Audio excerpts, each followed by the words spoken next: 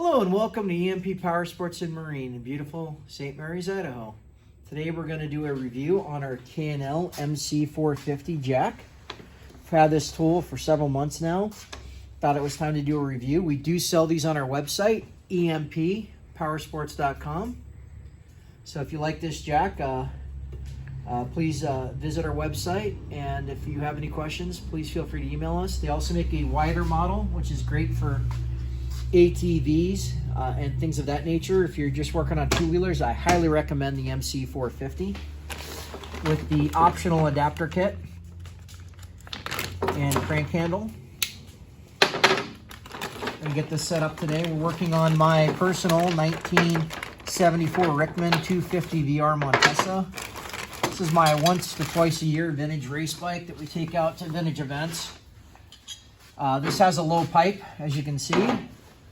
So due to that, we're going to put on the adapters. They have long adapters and short adapters. So we're going to put on the long adapter so we can clear this exhaust pipe and go straight to this frame. Can't remember if I've ever tried it on this bike or not. So we'll actually see if it clears. So you slide right on. This out, show you these slide right on the back like so. Just go right on over. You can adjust them to where you need to be on the frame. So far, I've been very happy with this product. I only have one complaint, which I'll go over in a minute. These lined up with my frame rails. I can't see where I am on the other side. About right here. Let's see if I can clear this pipe or not. I can't remember if it does or not. Go around the other side and adjust. A little too high.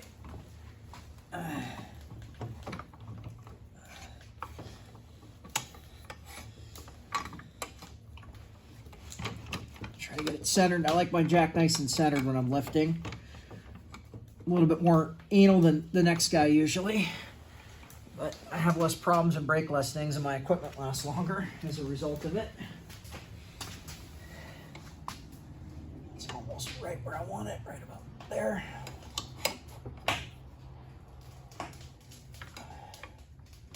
Get it set up. All right, we're almost Johnny on the spot. That one's set up nicely. Let's get this other one where it needs to be. Right about here.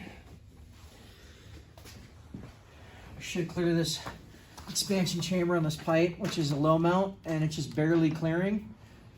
All right, making contact with the frame. Let me check and make sure I have good contact patches on both sides. It appears that I do. So we are ready to lift the bike up now. So we just crank this handle. Hopefully the rear will lift because I got the front in a vise. There we go. You can see the rear wheels lifting. I could be farther back on here, but I like to go from here because the frame's got a support, a brace. So I'm less likely to tweak my frame lifting from here. So we're gonna lift this all the way up.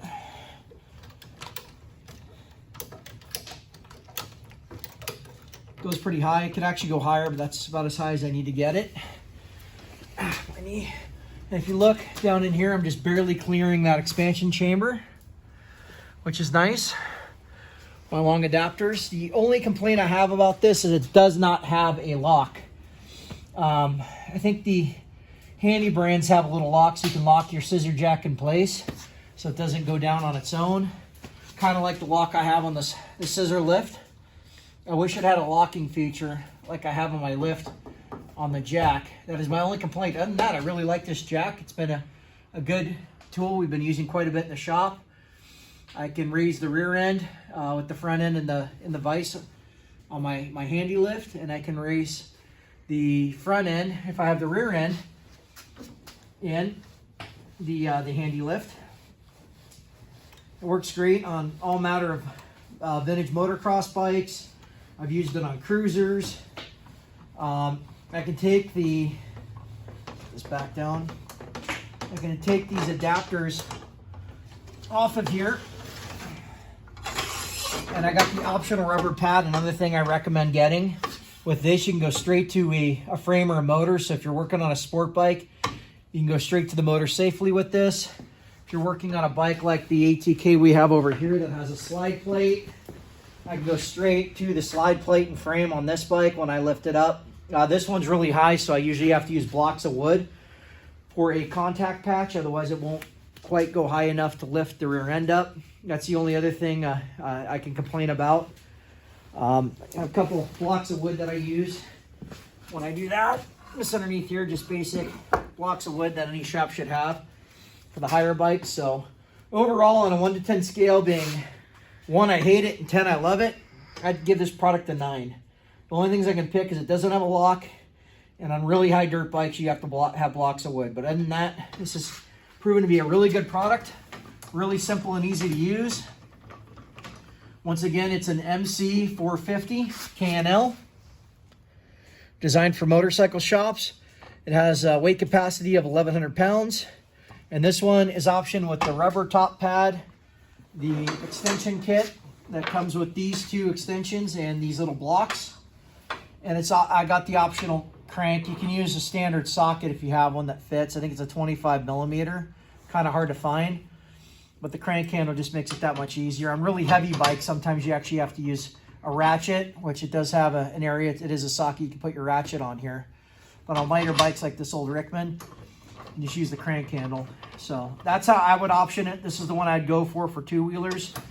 I've used other jacks in the past, and like I said, so far, this is the one I've been the happiest with.